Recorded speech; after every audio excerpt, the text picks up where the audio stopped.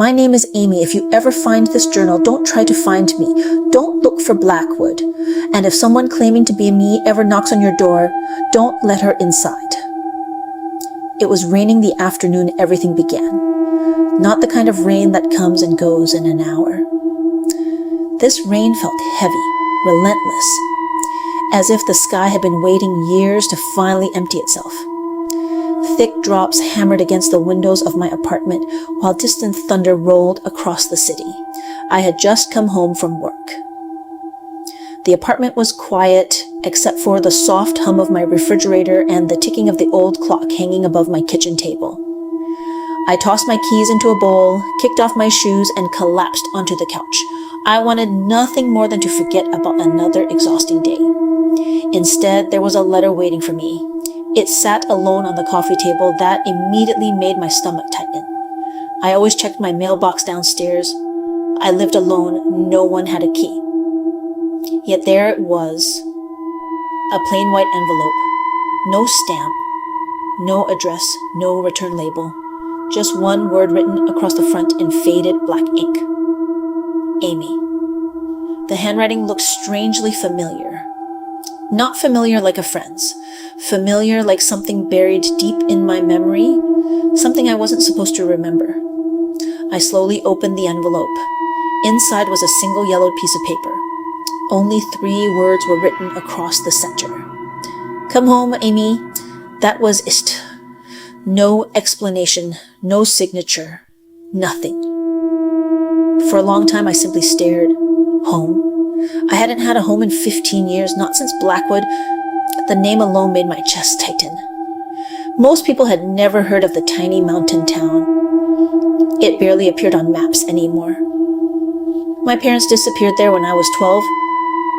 The police searched for weeks. Dogs, helicopters, volunteers, nothing. No bodies, no clues. People eventually assumed they'd run away.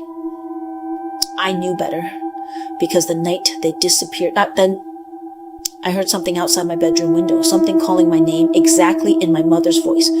I never answered. My parents did. The next morning, they were gone. I spent years convincing myself it had been trauma twisting my memories. Until now. My phone buzzed.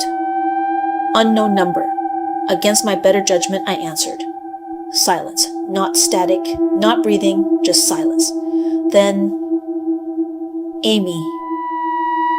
The voice was barely louder than a whisper, soft, gentle, my mother's voice. I nearly dropped the phone. Who's there? No answer. Amy. Click. The line went dead. I spent the rest of the evening trying to convince myself it had been a prank. Someone had somehow learned about my childhood. Someone was messing with me. By midnight, I almost believed it. Then someone knocked. 3 slow knocks. Knock. Knock. Knock. I looked through the peephole. No one. The hallway was empty. As I stepped away, 3 more knocks echoed from my bedroom window. I lived on the 6th floor. Chapter 2, The Road Home. I should have thrown the letter away. Instead, 3 days later, I was driving toward Blackwood. Every mile made the knot in my stomach tighter. The highway slowly disappeared behind winding mountain roads lined with towering pine trees. The farther I drove, the quieter everything became.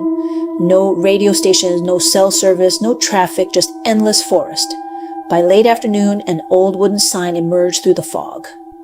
Welcome to Blackwood. Someone had scratched out the word welcome. Below it in fresh red paint, someone had written, turn back. The town looked abandoned. Weathered storefronts lined the empty streets. Porches sagged beneath years of neglect. Curtains twitched behind dusty windows. People were watching.